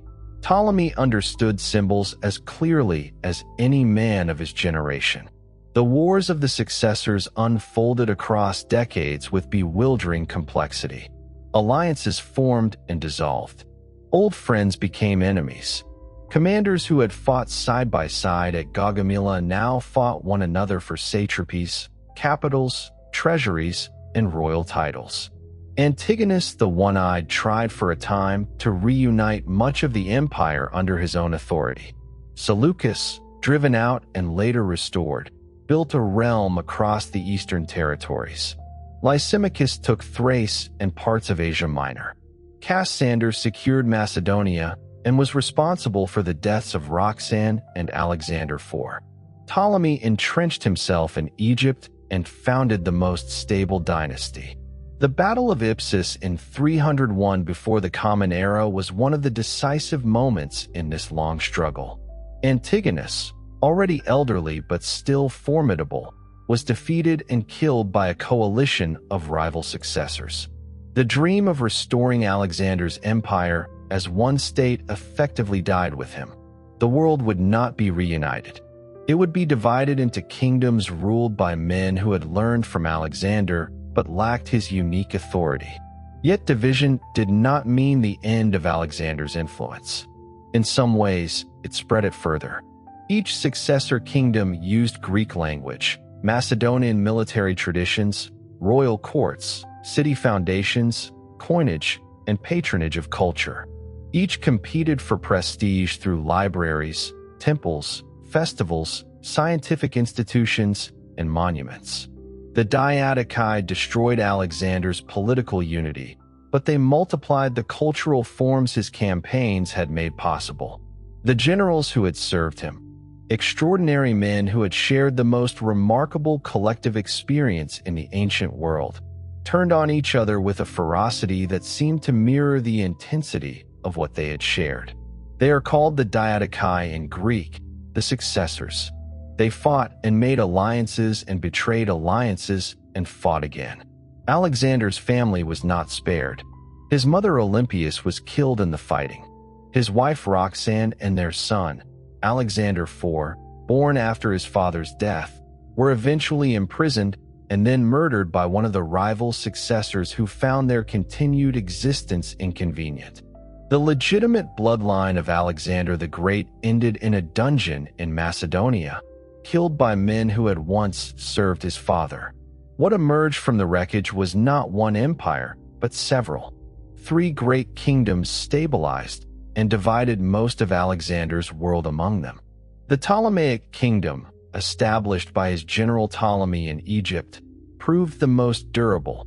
It lasted nearly 3 centuries, until Cleopatra, its last ruler, took her own life in 30 before the Common Era rather than walk in chains through Rome. The Seleucid kingdom, founded by his general Seleucus, controlled the vast territories of Mesopotamia, Persia, and the eastern domains, though it gradually shrank under pressure from Rome and from the rising power of Parthia. The Antigonid kingdom in Macedonia and Greece was eventually absorbed by Rome in the 2nd century before the Common Era. These kingdoms are collectively called Hellenistic, from the Greek word for Greek, and the era they dominated, from Alexander's death to the fall of Ptolemaic Egypt, is called the Hellenistic period. It was, for all its political fragmentation and dynastic violence, one of the most intellectually and culturally fertile periods in ancient history. The world these kingdoms created was genuinely new. Alexander's campaigns had connected the eastern Mediterranean, the Middle East, Central Asia, and the edges of South Asia into a single network, linked by trade, by language, by shared cultural forms, and by the movement of people and ideas across distances that had previously been nearly impassable. A Hellenistic city was more than a settlement. It was a machine for spreading a way of life. It had a grid of streets, a marketplace, theaters, gymnasia, temples, administrative buildings, and public spaces where Greek language and civic habits could take root. Some cities were founded for veterans. Some controlled trade routes. Some guarded strategic points. Some grew around older local communities and changed them gradually. In city after city, Greek-speaking settlers lived beside local populations, producing mixtures that varied from place to place. The gymnasium was especially important. It was not merely a place for exercise. It was a social and educational institution where young men learned language, literature, athletics, discipline, and the habits of civic identity. To participate in gymnasium culture was to enter the Greek world, or at least one version of it. In Egypt, Syria, Anatolia, and beyond, local elites could adopt Greek names, learn Greek, sponsor Greek-style public buildings, and enter the status system of Hellenistic rule. This did not erase older identities. It layered new ones over them. Women in the Hellenistic royal courts could exercise unusual visibility and power. Queens such as Arsinoe II in Egypt, Apama in the Seleucid world, and later Cleopatra VII were not simply wives. They could be patrons, diplomats, cult figures, co-rulers, and dynastic symbols. Royal sibling marriage in the Ptolemaic dynasty, shocking by Greek standards but framed through Egyptian royal tradition, shows how flexible Hellenistic kingship could become when it entered older cultural landscapes. The court was a theater of power, and queens were among its most important performers. Everyday life in the Hellenistic world did not feel like abstract cultural fusion to those living it. It felt like language choices, marriage arrangements, tax demands, market goods, festivals, coins, clothing styles, military service, and the gods one honored at home. A merchant in Alexandria might speak Greek in business, hear Egyptian in the streets, know Jewish neighbors, use coins bearing a Macedonian ruler, buy spices from Arabia, and watch ships from the Aegean unload amphorae of wine. A soldier in Bactria might marry locally, worship Greek gods and local gods, and raise children who belonged naturally to a mixed world their grandparents could not have imagined. Religion changed in this environment. Gods traveled. Greek gods were identified with Egyptian, Syrian, Persian, and Anatolian deities. The Egyptian goddess Isis became a Mediterranean goddess, worshipped far beyond the Nile. Serapis, promoted by the Ptolemies, combined elements that could speak to both Greek and Egyptian subjects. Mystery cults, healing gods, divine rulers, local traditions, and philosophical ideas all circulated. The Hellenistic world did not produce one religion. It produced a marketplace of sacred forms, where people could seek protection, salvation, healing, belonging, and meaning across cultural boundaries. This is one reason the period feels so modern in some ways. People were uprooted and connected. Old city identities remained, but larger networks changed how people thought. A person could belong to a town, a kingdom, a language community, a profession, a cult, and a wider cosmopolitan world all at once. Boundaries did not vanish, but they became more negotiable. Alexander did not invent this complexity alone, but his campaigns accelerated it dramatically. Other Hellenistic centers also mattered deeply. Antioch on the Orontes became one of the great cities of the Seleucid kingdom, a place where Greek, Syrian, Jewish, Persian, and later Roman influences met along the roads between the Mediterranean and Mesopotamia. Pergamon, in Western Asia Minor, became famous for its royal library, its dramatic art, and its great altar, whose sculpted battle between gods and giants turned stone into movement and tension. Rhodes became a maritime power and a center of trade, law, and sculpture. Its colossus, a huge bronze statue of the sun god Helios, stood among the wonders of the ancient world before an earthquake brought it down. These cities competed with one another through beauty and knowledge as much as through armies. A king could prove his greatness by founding a city, building a library, sponsoring poets, hiring mathematicians, commissioning temples, or filling a capital with sculpture. Patronage became a kind of royal language. To support learning was not only generous. It announced that a ruler belonged to a civilized order and could gather the finest minds of the world around his throne. For ordinary people, these royal ambitions created opportunities. Scholars traveled for patronage. Artists moved from court to court. Merchants followed new routes. Soldiers settled in new colonies. Translators, scribes, doctors, accountants, and teachers found work in cities that needed shared systems. The Hellenistic world could be unstable, but it was also mobile. It rewarded people who could cross boundaries: linguistic, professional, cultural, and geographic. That mobility is one of Alexander's less visible legacies. Before him, the Eastern Mediterranean and Near East were already connected, but after him those connections became more intensely Greek-speaking and more institutionally linked. A young man from one city could imagine a career in another far away. A poem written in Alexandria could be read in Pergamon. A mathematical idea could travel with a scholar, a merchant, or a copied scroll. A god could move with sailors from one harbor to the next.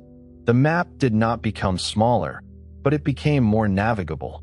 The common Greek that Alexander's empire had spread, called koine, meaning simply the common tongue, became the language of commerce, scholarship, and administration across this entire enormous region. From Sicily to India, educated people shared a linguistic medium that allowed ideas to travel. This single fact had consequences almost beyond measure for the subsequent history of civilization. The spread of Koine Greek is one of the quietest but most powerful parts of the story.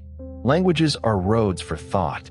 When people across distant cities can speak, read, trade, argue, and write in a shared language, ideas travel more easily than armies. Koine Greek did not erase local languages. Egyptian, Aramaic, Hebrew, Persian languages, Anatolian languages, and many others continued in different settings. But Greek became a bridge language, especially in cities, courts, commerce, and scholarship. This matters for the later history of religion and philosophy in ways Alexander could never have imagined. The Septuagint made Jewish scriptures available to Greek-speaking communities. The New Testament was written in Koine Greek, allowing early Christian texts to circulate through cities shaped by Hellenistic culture. Terms such as logos, psyche, ecclesia, and many others carried layers of Greek meaning into Jewish and Christian thought. Theology developed not in a sealed world, but in the shared vocabulary of a Hellenistic Eastern Mediterranean. Rome's conquest of the Hellenistic kingdoms did not end Greek culture. In many ways, Rome became its carrier. Educated Romans learned Greek. Roman elites studied Greek philosophy, collected Greek art, employed Greek tutors, and traveled to Greek cities for education. Horace famously wrote that captive Greece captured her fierce conqueror, bringing arts into rustic Latium. The line is elegant because it is true. Rome conquered the Hellenistic world politically, but Greek culture conquered Rome intellectually. Through Rome, through Byzantium, through Syriac scholars, through Arabic translators, through medieval universities, the Hellenistic inheritance kept moving. It changed languages, religions, and political settings. It survived fires, wars, copied manuscripts, lost libraries, and forgotten schools. Not everything survived. Much was lost. The Library of Alexandria declined through a long and complicated process rather than one simple dramatic burning, and countless works known by title are gone forever. But enough survived to shape later civilizations profoundly. This is perhaps the most important thing to understand about Alexander's legacy. It is not only measured in territories conquered or cities founded. It is measured in transmission. A mathematical proof copied in Alexandria, translated in Baghdad, studied in medieval Paris, and still recognizable in a modern classroom belongs to a chain of human memory. Alexander did not write Euclid. He did not calculate the Earth's circumference. He did not translate scripture into Greek. But he created, through conquest and city foundation and the movement of people, conditions in which such things could travel. Alexandria, the city Alexander had sketched in grain on an Egyptian shoreline and then left forever, grew into one of the largest and most extraordinary cities in the world within a generation of his death. Under the patronage of the Ptolemaic kings, it became a metropolis of perhaps 500,000 people. Its harbor, with the famous lighthouse of the Pharos, one of the 7 wonders of the ancient world, guided ships from across the Mediterranean. Its markets received goods from India, Arabia, Sub-Saharan Africa, and the Black Sea.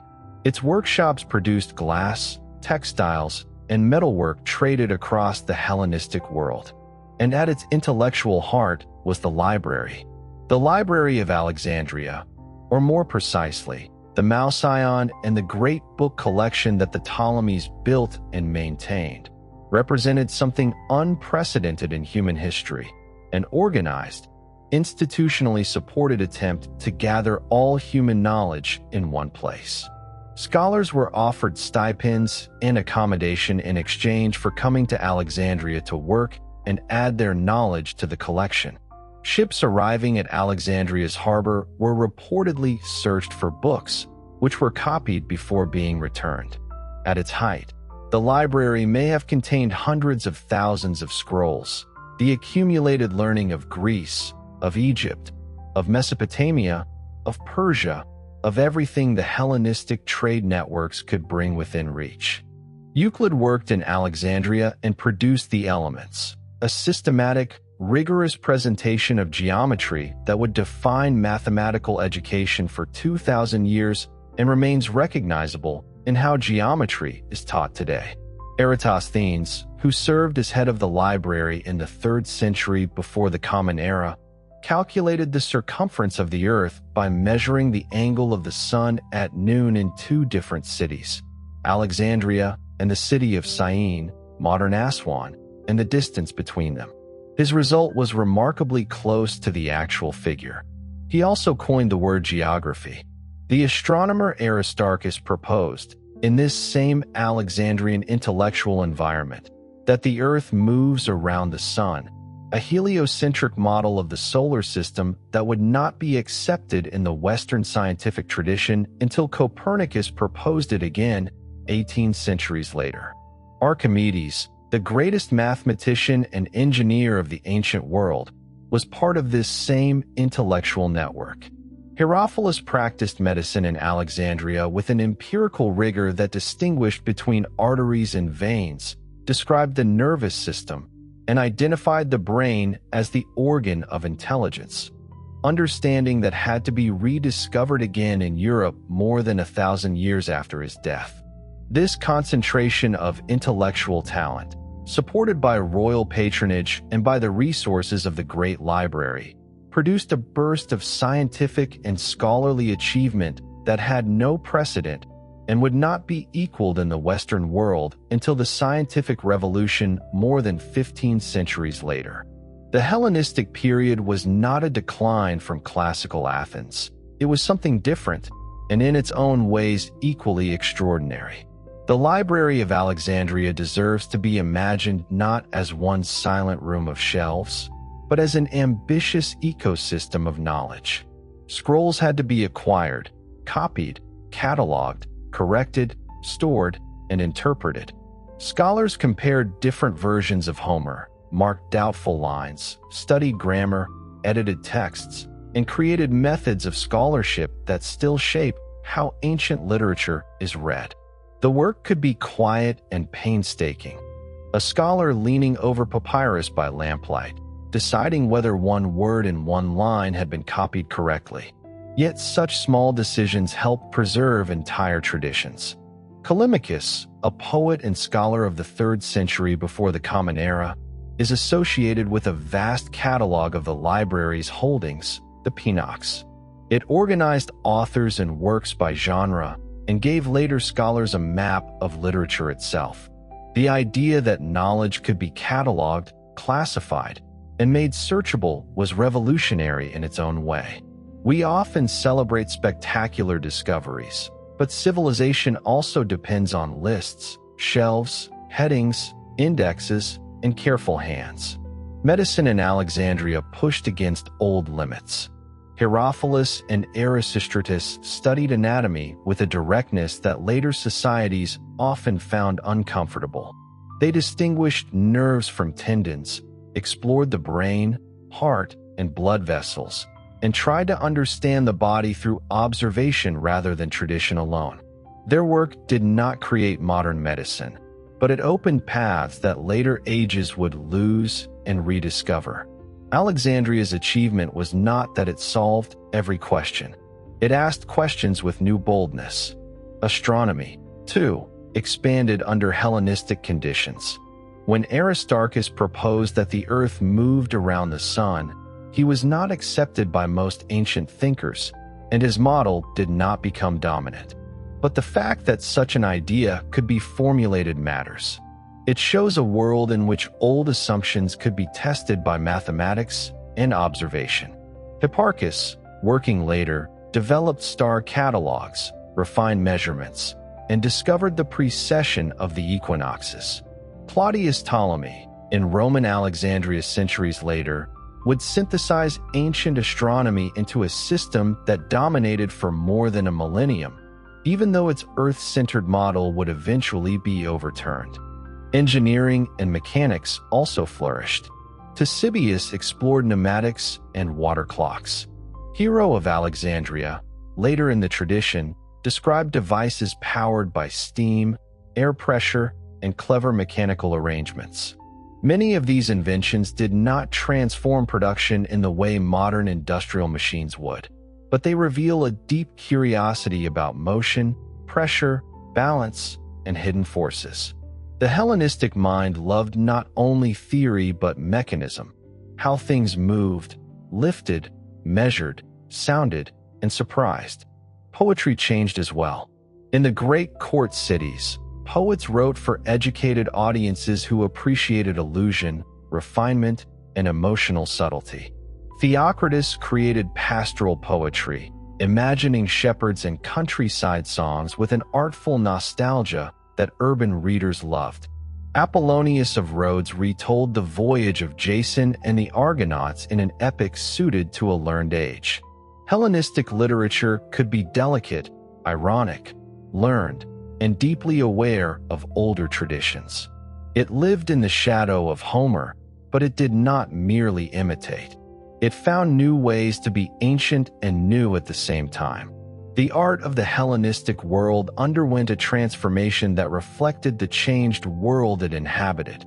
Classical Greek art had pursued idealized forms, images of human beauty at its most perfect, sculptures that represented types rather than individuals, faces that were serene and unmarked by age or emotion. Hellenistic art moved toward the particular and the personal, showing old people, children, foreigners, the defeated, the exhausted, the joyful. The famous sculpture known as the Laocoon, a Trojan priest and his sons being crushed by serpents, captures agony with an intensity that would have been unimaginable in the classical period. The winged victory of Samothrace, a headless goddess with great stone wings, her robes pressed against her body as though by a strong wind, communicates forward movement and triumph with extraordinary life. The Dying Gaul, a sculpture made for the court of Pergamon showing a defeated barbarian warrior pressing his hand to his wound, renders the enemy with dignity and even pathos rather than contempt. These works are products of a civilization that had encountered enough of humanity's diversity to begin seeing it without the old categories. Philosophy in the Hellenistic world addressed itself less to the ideal organization of the city-state and more to the question of how an individual human being could live well in a world that was vast, complex, unpredictable, and beyond any single person's control.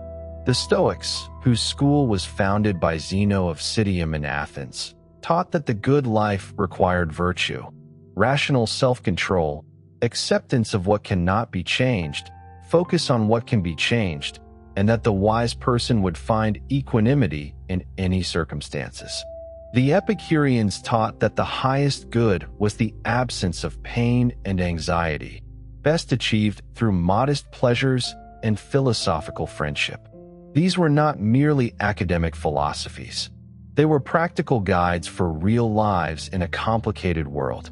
Stoicism in particular traveled to Rome, where it shaped the thinking of Cicero, Seneca, Epictetus, and Marcus Aurelius, and through them, much of the moral tradition of the Western world. Trade in the Hellenistic world operated on a scale that the Greek city-state system had never approached, and that the Western world would not match again for more than 1,000 years after the Hellenistic kingdoms fell. Indian pepper and spices arrived at Alexandria via the Red Sea. Chinese silk traveled overland through Central Asia to Antioch and Seleucia. Arabian incense moved along ancient routes to the Mediterranean coast. Bactrian horses, prized for their size, were imported by various Hellenistic rulers. The commercial infrastructure that made all this possible, standardized Greek coinage, a common language, networks of credit and banking that Hellenistic merchants developed, warehouses and trading posts along the major routes, was one of the most significant practical legacies of the world Alexander created. In Alexandria, the Jewish community grew so large and became so thoroughly Greek-speaking that the Hebrew scriptures were translated into Greek, the translation known as the Septuagint, which would become the version of the Old Testament that early Christians, writing in Greek, used and quoted throughout the first centuries of the Common Era.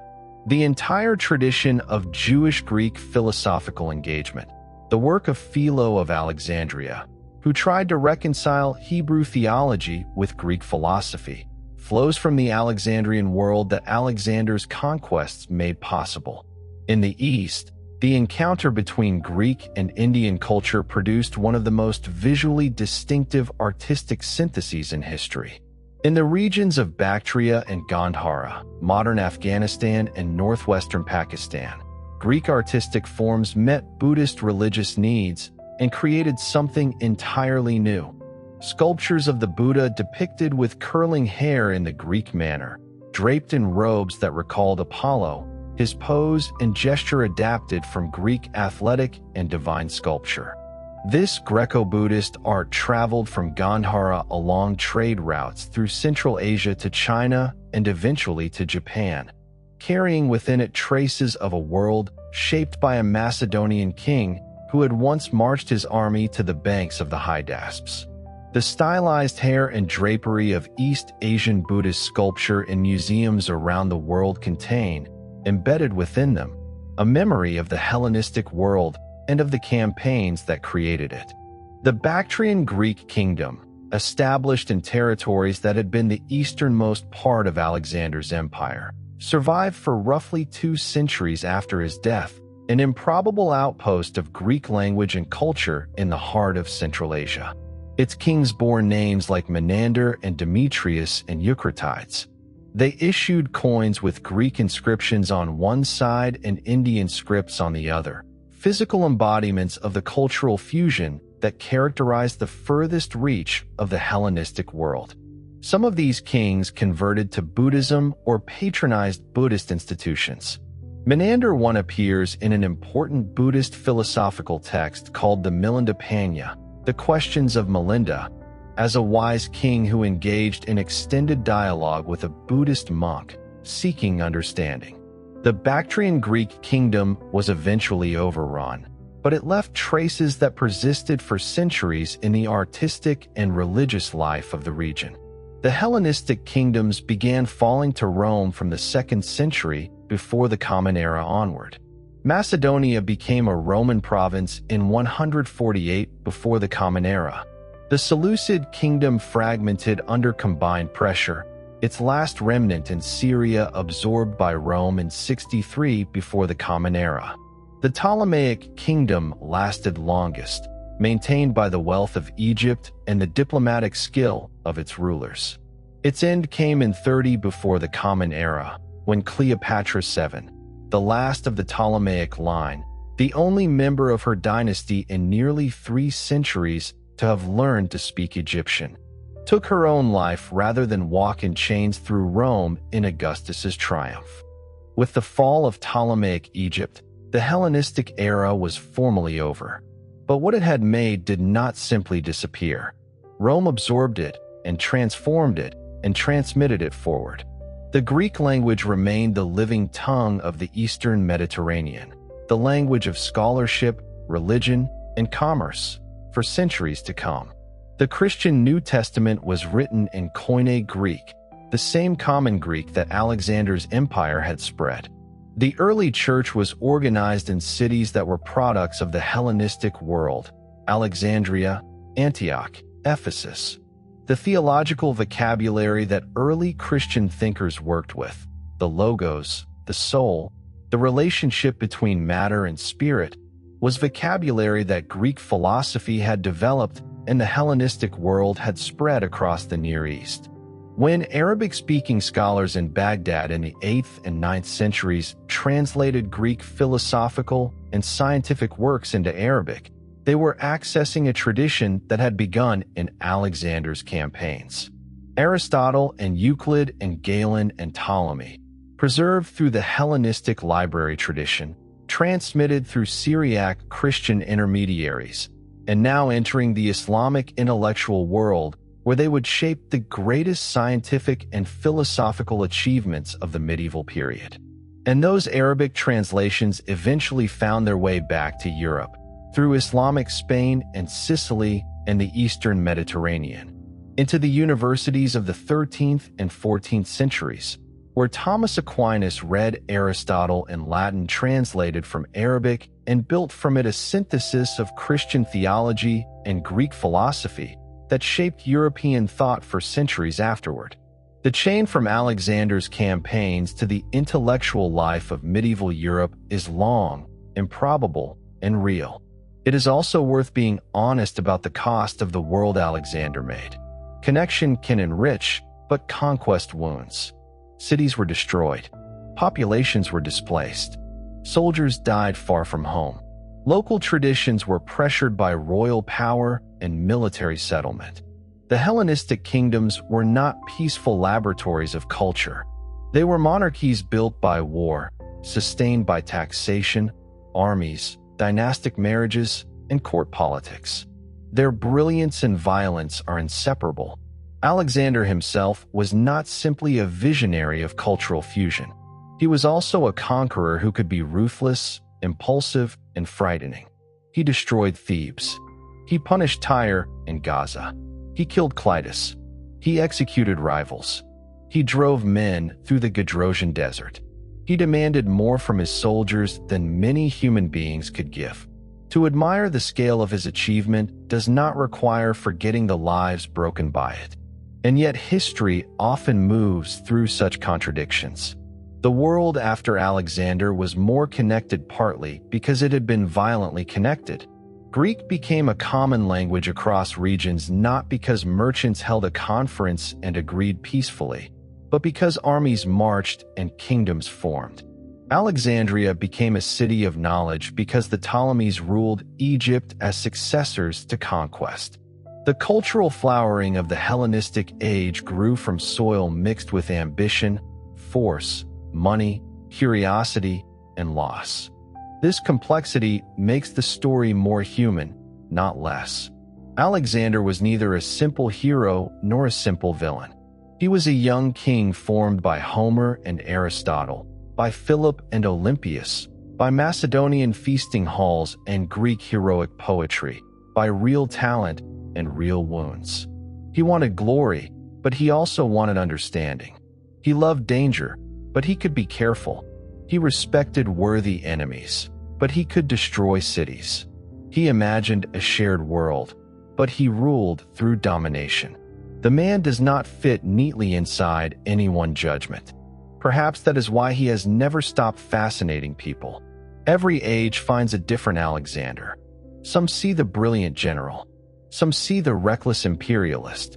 Some see the founder of cosmopolitan civilization. Some see a warning about ambition without limits. Some see the student of Aristotle carrying Greek thought eastward. Some see the destroyer of Persepolis. All of them are looking at part of the truth. For a quiet night journey, maybe the most useful way to hold him is as a figure of motion. Alexander moved constantly, across hills, rivers, deserts, mountains, languages, customs, and boundaries of imagination. He never stayed long enough to settle into what he had made. The world he left behind had to do that without him. The world Alexander made was not the world he imagined. It was not a unified empire, not a Greek-Persian fusion governed by philosopher kings, not a single civilization stretching from the Atlantic to the Pacific.